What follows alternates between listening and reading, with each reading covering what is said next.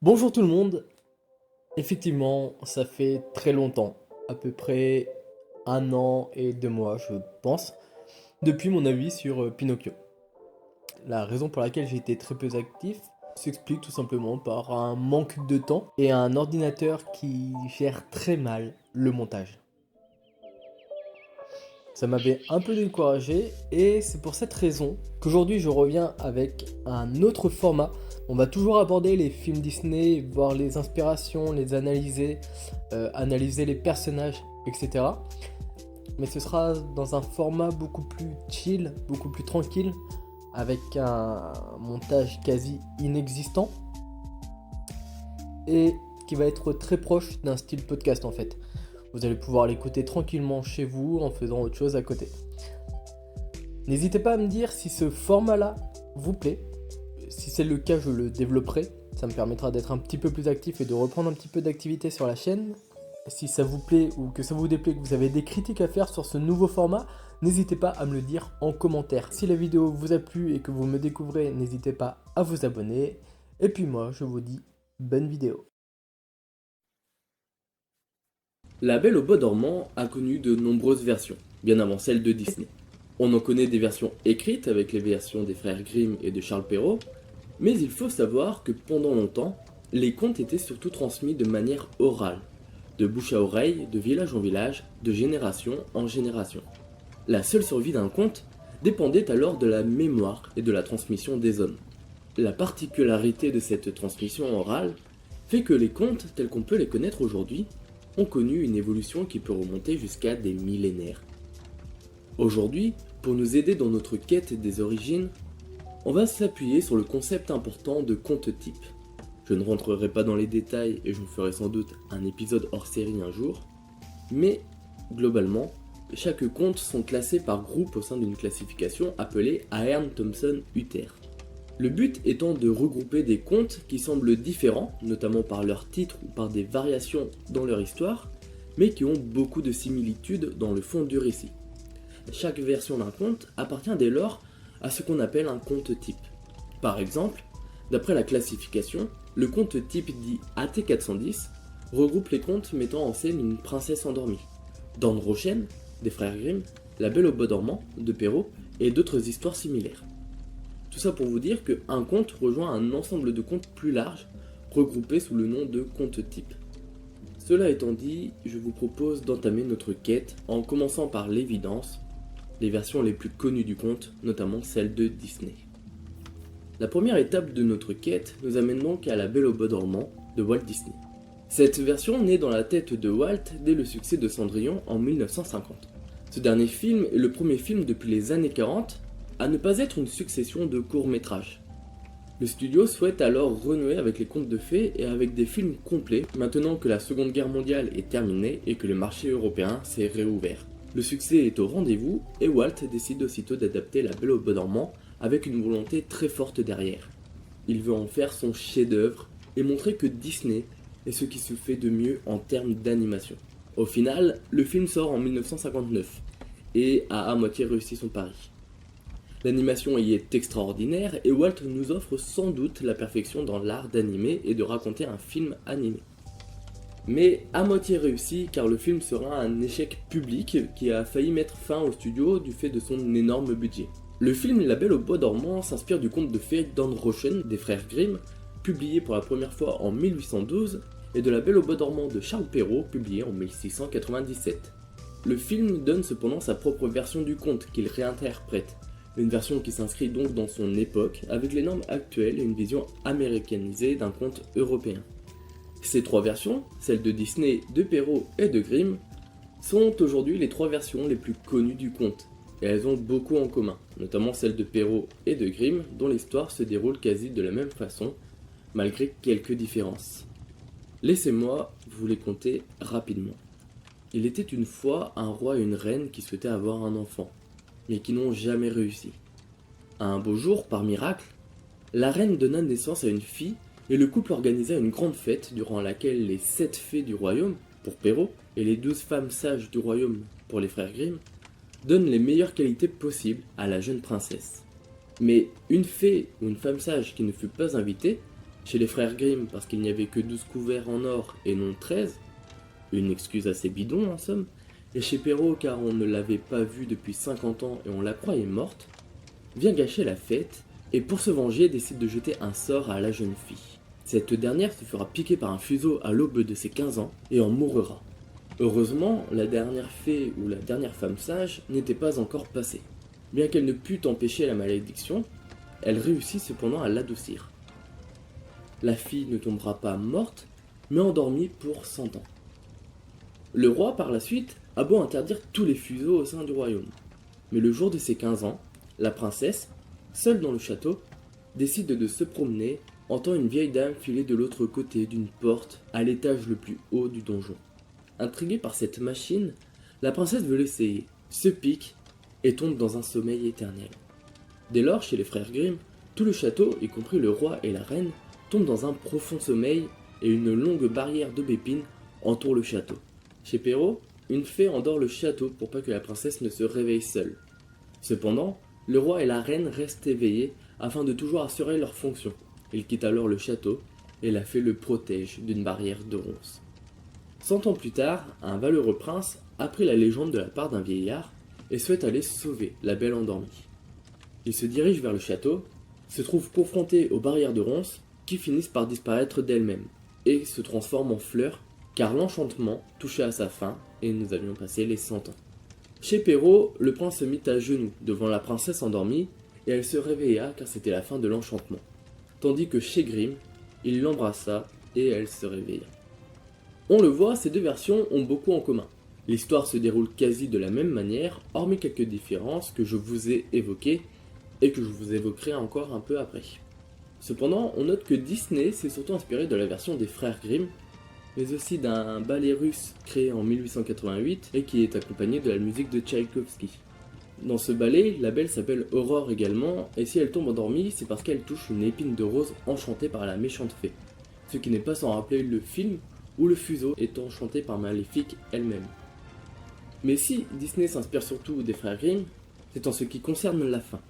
Car si les deux versions écrites du conte se déroulent à peu près de la même manière, là où les frères Grimm arrêtent leur conte après le réveil de la princesse et ils vécurent heureux, Charles Perrault continue l'histoire avec ce qui pourrait être quasiment un deuxième conte.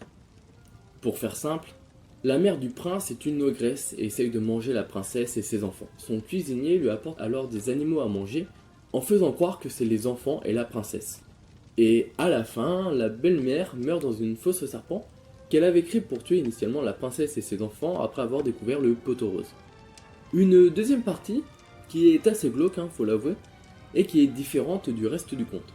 Il s'agit alors d'une histoire et d'une approche totalement différente de celle des frères Grimm et du film, car cela change toute la symbolique, toute la morale et toute la signification du conte. Enfin, là où Disney diffère totalement de ces deux contes, c'est sur la place de la méchante fée, Maléfique dans le film. Dans les deux versions écrites, son rôle ne va pas plus loin que celui du sort à la naissance.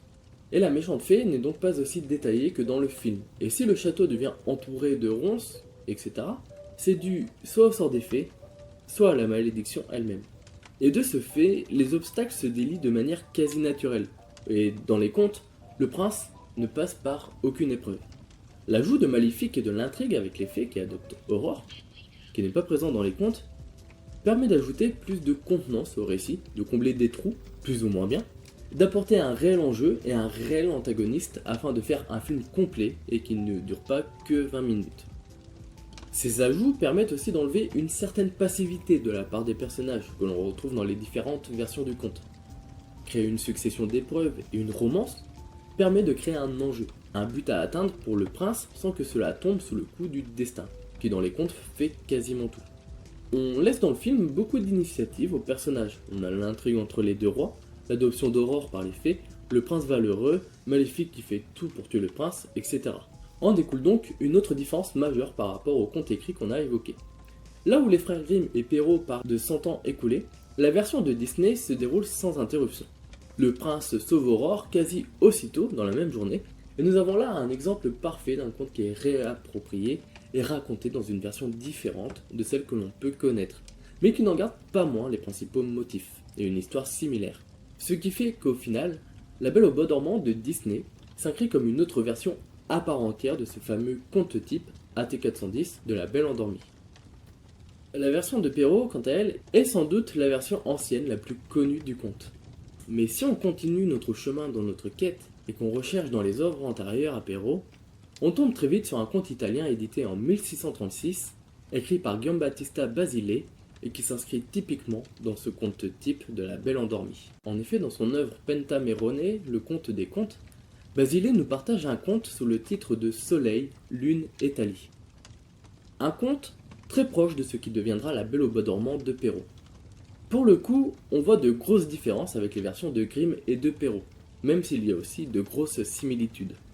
Déjà, le début du conte n'est pas tout à fait le même. Excite les bonnes et mauvaises fées, ici ce sont les devins et les sages du royaume qui prédisent l'avenir de Thalie, qui est la fille du seigneur. Un avenir peu radieux puisque celle-ci tombera reine morte à cause d'une écharde de lin. On y voit là une sorte de prophétie, avec une fatalité inévitable, à l'image de ce qu'on peut retrouver dans les mythes et les tragédies grecques, mettant en scène des oracles par exemple. Le roi décide quand même de supprimer les fuseaux, comme dans les 3 autres versions que nous avons vues jusque-là. Mais un beau jour, elle tombe, elle aussi, sur une vieille dame qui utilise un fuseau, se pique avec et tombe endormie. Petite différence avec les 3 autres versions, le royaume quant à lui reste éveillé. Il n'y a que la fille du seigneur qui s'endort. Son père, triste et désespéré, l'emmène dans un de ses châteaux et l'allonge dans un lit de velours et décida de ne plus jamais revenir dans le château, tant sa tristesse était trop grande. Un beau jour, un roi qui était en train de chasser s'introduit dans le château et rencontre Thalie, inerte, allongée. Ce roi, aux tendances un petit peu bizarres, peut-être un peu nécrophile, décide de violer Thalie inanimée, qui reste endormie. 9 mois plus tard, 2 jumeaux naissent sans réveiller la princesse. Et en voulant téter les seins de leur mère, un des jumeaux se trompe et suce le doigt de celle-ci, ce qui permet d'évacuer l'écharde de lin. Et Thalie se réveilla. Elle découvre ses enfants, qu'elle élève seule dans le château, et un beau jour, le roi, qui avait sans doute oublié son moment de plaisir, se rappelle soudain de Thalie et vient lui rendre visite. Et là, il la découvre éveillée et lui explique toute l'histoire. Sauf que notre bon vieux roi, en tant qu'homme exemplaire, était déjà marié et lorsqu'il vit Thalie vivante, il décida de la laisser cacher dans son château. Mais sa femme, la reine, se doute quand même de quelque chose et découvre l'existence de Thalie. Jalouse, elle envoie un messager à la rencontre de Thalie. Ce dernier prend sur ordre de la reine les enfants de la princesse, prétextant que le roi souhaite les voir. Une fois les enfants au château, la reine demande à ce qu'on les lui cuisine pour les faire manger au roi et se venger. Le cuisinier n'ose pas tuer les enfants et il cuisine alors 2 chevreaux sans que la reine ne le sache et les donne à manger au roi. Ensuite, la reine fait venir Thalie qu'elle condamne au bûcher. Mais le roi intervient juste à temps. La reine mangeait ses enfants sans le savoir et vénère, le roi l'envoie au bûcher et sauve Thalie. Mais à la fin, le cuisinier vient les voir et leur avoue qu'il avait gardé secrètement les enfants, les ramène à Thalie et au roi, les deux devinrent mari et femme et ils vécurent heureux. Donc, vous le voyez, il y a de grosses différences avec les 2 autres contes écrits, mais de nombreux motifs restent similaires. Nous avons le thème d'une menace fatale inévitable, voire même encouragée du fait que la destruction de fuseaux amène la jeune fille à vouloir en essayer un lorsqu'elle en voit un pour la première fois. Et on voit clairement que la fin de Perrault est inspirée par celle de Basile, en changeant la figure de la reine par celle de la terrible belle-mère. Mais si on regarde bien, on peut déjà voir une version qui évolue en à peine un siècle. On peut penser qu'au fil du temps, une version orale du conte s'est imposée avec la présence de fées, si bien que Perrault les ajoute à son récit. En effet, on verra après que ce n'est pas une invention de Perrault. Concernant la question du viol et de l'enfantement, on voit là aussi une grosse différence avec Perrault et les frères Grimm. Mais bien que ce conte soit antérieur à la version de Perrault, Basile n'a pas inventé la Belle au bois dormant pour autant. En effet, on retrouve déjà au XIVe siècle 2 histoires différentes avec de nombreux points communs, très proches de ce qu'écrira Basile et Perrault, et venant peut-être même confirmer qu'il y avait bien eu 2 versions d'un conte type qui circulaient à cette époque. La première histoire est celle de Troilus et de Zélandine. Elle nous est racontée dans un long roman arthurien de 6 tomes intitulé Perceforest, écrit vraisemblablement entre 1330 et 1340. L'histoire de Troilus et de Zélandine se déroule de la fin du livre 3 au début du livre 4. Si je devais vous en faire un résumé rapide, car l'histoire est assez complexe, Troilus est un chevalier accompagné de son acolyte, un lutin du nom de Zéphyr. Il sauve la fille du roi, Zélandine, qui est endormie dans une tour depuis bien longtemps. Zéphyr aidant le prince à s'envoler jusqu'à la fenêtre de la tour car il n'y a pas d'autres entrées. Notons que comme chez Disney, Troilus connaissait déjà auparavant Zélandine, tout en ne sachant pas que c'est elle qui est endormie tout en haut de la tour. Tout comme avec Philippe qui ne sait pas que Rose et Aurore sont la même personne. On apprendra après le réveil de Zélandine qu'elle a été condamnée à se piquer d'une écharde lorsqu'elle fit le ré pour la première fois. Un enchantement qui fut causé par la déesse Thémis, qui lors du repas de naissance fut vexée de ne pas avoir de couteau à sa table, contrairement à ses consoeurs. Ce qui vient rappeler l'histoire des couverts avec les frères Grimm. Et là, il s'agit d'un point très intéressant.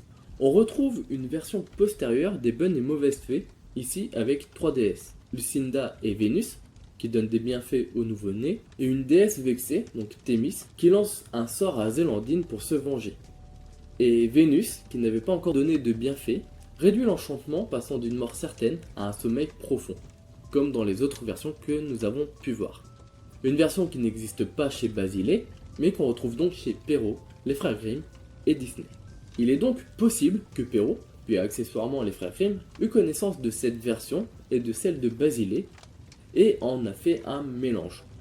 Mais cela semble montrer aussi que 2 versions orales de cette histoire ont pu exister, sans doute même avant le roman Perceforest comme on va le voir après. Et une de ces versions a totalement enlevé l'histoire des déesses, comme chez Basile, et une autre version qui enlève les déesses grecques, mais est là pour les remplacer par des figures sans doute d'un folklore plus contemporain je pense, comme des fées ou des elfes dans un monde aux influences celtiques et scandinaves importantes. On pense notamment aux légendes arthuriennes et à ces fées ou aux sagas et récits scandinaves. Bref, toujours est-il que dans l'histoire de Troilus et Zélandine, on retrouve toujours notre figure du bon vieux héros nécrophile qui rencontre la belle endormie dans sa tour. D'ailleurs, notons que l'information d'une femme endormie dans cette tour lui est donnée par une vieille femme, comme un vieil homme le dit au prince dans la version de Grimm et de Perrault. Poussé par Vénus, qui l'accompagne dans sa quête, Troilus décide de violer la jeune femme, ce qui ne la réveille pas pour autant.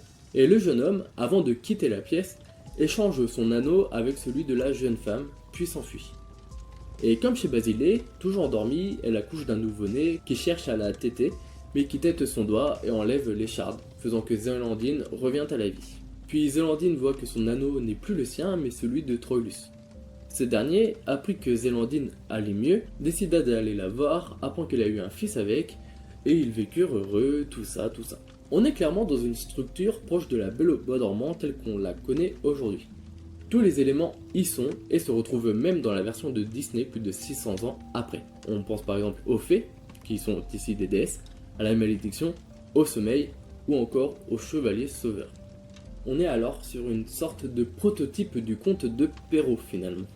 Mais comme je vous l'ai dit, il existe aussi à cette période une deuxième histoire, peut-être plus proche de la version de Basile que celle de Perrault, qui est une légende catalane qui a coexisté en même temps que l'histoire de Perceforest. Cette légende est celle de frères de joie et sœurs de plaisir. Elle raconte l'histoire de la fille de l'empereur de Gintsené, sœur de plaisir, qui tomba d'un coup lors d'un repas. On crut qu'elle était morte et son père la plaça dans une tour entourée d'une rivière et protégée par un pont de verre enchanté que seuls les parents de la fille pouvaient traverser. On retrouve un peu une protection comme les ronces chez Perrault et chez les frères Grimm. Le fils du roi de Floriande, frère Joie, eut vent de son existence et souhaita aller la sauver. Il alla voir un mage qui lui donna de quoi franchir le pont. Une fois dans la tour, le prince vit la fille si belle qu'il en tomba amoureux. Après avoir échangé son anneau avec le sien, comme dans Perceforest, notre héros, lui aussi nécrophile, abuse d'elle. Vous connaissez la suite, elle ne se réveille pas et donne naissance à un enfant. Mais l'enfant ne la réveille pas, car plus tard, un oiseau entre dans la chambre, pose un brin d'herbe magique sur les mains de la belle endormie, qui se réveilla aussitôt. L'oiseau lui raconte l'histoire de Frère de Joie, le prince qu'il aime et qui l'a réveillé en trouvant l'herbe magique. Elle souhaite alors le rencontrer, et quelque temps après, l'oiseau revient à la tour avec Frère de Joie. Les deux s'épousèrent et vécurent heureux. Dans cette version, on voit de grosses similitudes avec Perceforest. La tour est accessible qu'à 2 personnes de la famille, le prince échange son anneau avec la princesse, un enfant est né à la suite du viol, où on peut aussi noter l'existence d'un oiseau représenté par Zéphyr, le lutin, dans Perceforest, qui permet d'entrer tout en haut de la tour. Des points communs, notons-le, qui sont tous absents des versions allant de Charles Perrault à Walt Disney, montrant une évolution certaine et peut-être même une simplification du récit. Je pense notamment à l'intrigue des anneaux qui n'a que peu d'intérêt. Et on avance petit à petit dans notre quête des origines, car on peut voir avec ces deux versions que beaucoup de motifs et de points communs attestent d'une source commune entre Perceforest et la légende. Cela nous permet de répondre à une des hypothèses évoquées avant. Il y a bien eu deux versions d'un conte type qui se sont répandues au moins au XIVe, XVe siècle. Une version telle que contée dans le Perceforest, avec les déesses qui deviendront des fées, et une autre plus brute avec un endormissement soudain que Basile reprend en mêlant une prophétie, et qui vient nous rappeler alors la légende catalane. On pourrait penser que la légende catalane était connue de l'auteur du Perceforest et qu'il l'a réadaptée à son goût. Effectivement. Mais une légende viking datant au moins du XIIIe siècle, soit un siècle avant Perceforest et la légende catalane, vient nous conter une histoire similaire et nous conforter dans l'idée qu'une version antérieure de l'histoire était déjà contée à travers l'Europe. Il s'agit de l'histoire de la Valkyrie Brunhilde, qui est évoquée dans des sagas nordiques telles que l'Edda de Snorri, écrit vers 1220, et surtout la Volsunga saga, datant pareil du XIIIe siècle. Je tiens à préciser que le fait que son histoire ait rejoint des sagas comme les deux cités atteste d'une histoire populaire transmise de manière orale et connue par le peuple viking depuis longtemps. Il se peut que des versions orales, différentes de celles contées dans les sagas, soient racontées un peu partout en Europe et s'est diffusé lors des raids vikings et de leurs installations comme en Normandie par exemple. L'histoire de la Valkyrie Brunhilde est très riche et je vais donc juste vous raconter le passage qui nous intéresse et le résumer très rapidement. La Valkyrie Brunhilde avait prêté serment au roi Agnar, qui était alors en guerre contre le roi Jarlmugnar. Odin promit la victoire au deuxième roi, mais Brunhilde va contre la volonté du dieu et tue ce deuxième roi. Pour se venger de cet affront, Odin punit la Valkyrie d'un sommeil éternel et l'enferme dans un mur de flammes. On retrouve ici l'aspect vengeance du châtiment et la tour protégée par quelque chose d'infranchissable. La Valkyrie ne pourrait être réveillée que par celui qui rapportera l'or de Fafnir. Fafnir étant un nain gardant un précieux trésor et qui pouvait se transformer en dragon pour le protéger. Et seul celui qui battra Fafnir sera apte à traverser le terrible mur de flammes. Sigurd, un valeureux héros ayant tué Fafnir et récupéré son trésor, eut la récompense de parler le langage des oiseaux. Ces derniers lui racontent l'histoire de Brunhilde et lui disent qu'il peut aller la libérer. On peut noter ici encore l'aspect important des oiseaux dans le réveil de la belle. Le jeune héros arrive là où Brunhilde est endormie, traverse le mur de flammes et arrive à réveiller la Valkyrie en coupant son armure avec son épée. Et les deux se quittent en faisant un serment de mariage. Notez qu'on retrouve enfin un héros normal sans pulsion sexuelle bizarre. Un héros qui d'ailleurs est beaucoup plus actif que dans les prochaines versions du conte qui suivront jusqu'à l'adaptation de Disney. La suite du conte est un peu longue, mais globalement les deux se promettent un mariage, mais au final Sigurd se marie avec quelqu'un d'autre. On retrouve une histoire avec des anneaux qui n'est pas très claire, mais qui est intéressant à noter car on les retrouve chez Perceforest et chez la légende catalane, qui vient confirmer un certain lien entre ces trois histoires qui serviront ensuite d'influence lointaine à ce qui deviendra la Belle au bois dormant que l'on connaît. Et on commence à voir le bout et à rassembler les pièces du puzzle. Il est intéressant aussi d'évoquer la fin de cette légende qui diffère de Perceforest et de la légende catalane, mais qui sera reprise chez Basile et chez Perrault. Preuve qu'une version orale de cette légende, à moins que Basile s'est inspiré directement des sagas en plus de Perceforest, a persisté dans le temps et a évolué sur certains points. À la fin de la légende, une histoire de jalousie naît entre la femme de Sigurd et Brunhilde. Une jalousie qui va amener Brunhilde à brûler sur un bûcher Sigurd et son fils, puis suite à quoi Brunhilde décide de se suicider avec eux en allant dans le bûcher. L'idée étant sans doute de mourir et d'aller dans l'au-delà avec Sigurd. Mais cette fin montre aussi une jalousie terrible vis-à-vis d'une autre femme qui convoite son bien-aimé et une jalousie envers l'enfant de Sigurd qu'il a eu avec sa femme. Comme dans la version de Basile où il y a cette histoire de jalousie. Pour se venger, Brunhilde crée un bûcher, comme chez Basile, pour condamner à mort Sigurd et tuer l'enfant.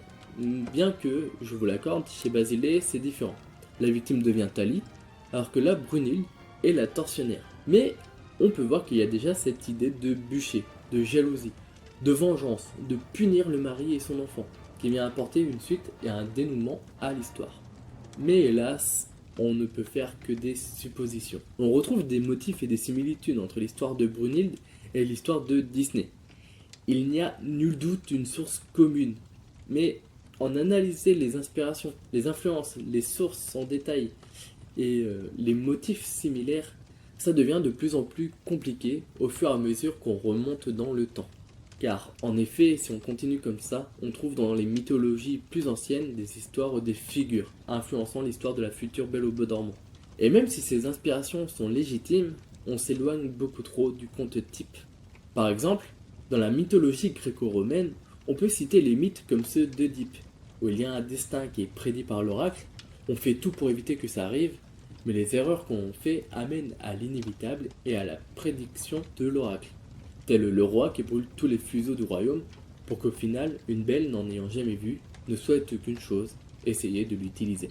Concernant les fées, on peut penser aux parques dans la mythologie romaine et aux morts dans la mythologie grecque. Les parques et les morts sont trois divinités du destin, qui assistent l'être humain dans la naissance, dans la vie et dans la mort. Des divinités du destin, qui permet de faire un rapprochement avec l'étymologie du mot fée, venant de fata en latin, soit le sort ou la fatalité. Les parcs et les morts ont aussi cette particularité d'être représentés avec une quenouille, des fuseaux, des fils qui se tissent, rappelant la cause du terrible destin de la princesse. On peut également faire un lien avec les trois déesses de Perceforest, qui jouent avec le destin de Zélandine. Même si ici les parcs sont remplacés par les déesses, on retrouve cette influence romaine.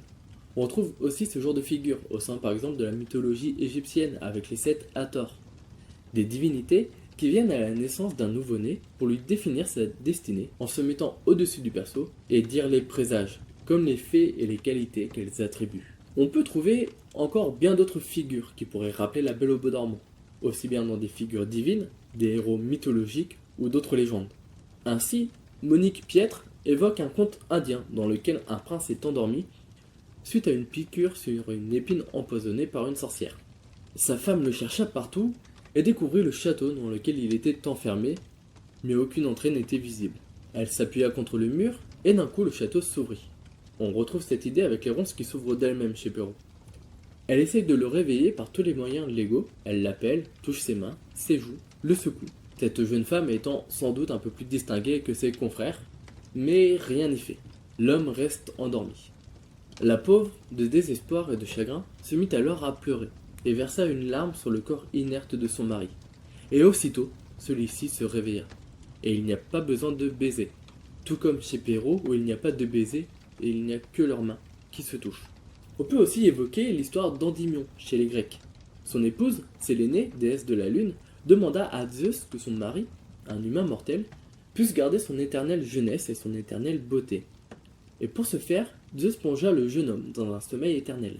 Et d'ailleurs, un dieu qui plonge quelqu'un dans un sommeil éternel n'est pas sans nous rappeler l'histoire d'Odin et de Brunhilde.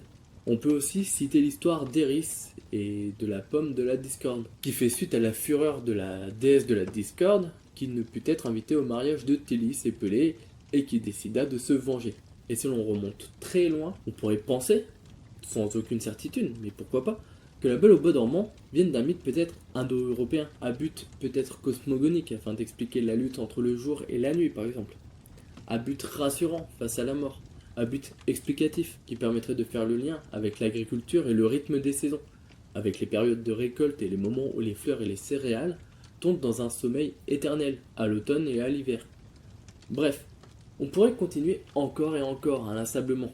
Alors, au bout du compte, quel bilan pourrons-nous tirer de cette quête des origines ? Il semblerait que notre quête soit vaine, et qu'on s'engouffre toujours plus loin dans notre périple sans jamais en voir le bout. Les origines de la Belle au bois dormant peuvent remonter à très loin, avec des histoires similaires, avec certaines variations, chacun y allant de ses échanges culturels et de son rajout. La Belle au bois dormant, telle qu'on la connaît aujourd'hui, semble remonter au moins à l'histoire de Brunhilde, datant au moins du XIIIe siècle, mais en réalité, depuis plus longtemps. Il y a des origines plus lointaines, c'est un fait. Mais la recherche d'origine de ce genre de conte n'a vite fait plus de sens. C'est une aventure qui nous pousse à aller un peu trop loin, au risque de chercher des choses qui concordent, mais qui n'ont peut-être rien à voir. On peut interpréter des similitudes, proposer des hypothèses, et c'est toujours intéressant de voir ces liens plus ou moins lointains. Mais toutes ces hypothèses resteront vaines. Les versions d'un conte évoluent avec le contexte historique et culturel, et on ne pourra jamais trouver la vérité et le fin mot de l'histoire. Il est très compliqué d'arriver au bout du conte. Retenons finalement, et faute de matériel, que la Belle au bois dormant telle que nous la connaissons naît au moins au XIIIe siècle, inspirée d'une légende viking. L'histoire est alors assez populaire et assez marquante pour être réadaptée dans une légende catalane qui s'inspire sans doute de quelques éléments de la légende viking, mais aussi pour être réinterprétée et réécrite dans le Perse-Forest avec tous les éléments que nous connaissons aujourd'hui. Une chose est sûre, La Belle au bois dormant de Disney apporte son interprétation à un conte transmis de génération en génération depuis de nombreux siècles déjà. Entre tradition et réinterprétation en ajoutant des éléments propres à l'industrie cinématographique et à Disney. En réinterprétant ainsi l'œuvre des frères Grimm, Disney rend hommage de la plus belle des manières au conte en donnant une version totalement différente mais pourtant totalement inscrite dans ce conte type AT410. D'un mur enflammé du XIIIe siècle à une maléfique en dragon, de 3 déesses ou 3 parcs à 3 fées et une vilaine fée, d'un chevalier passif, infidèle, nécrophile, violeur au pro-chevalier vaillant, Disney reprend les figures des précédents contes, transmettre une version d'un conte connu depuis bien des siècles.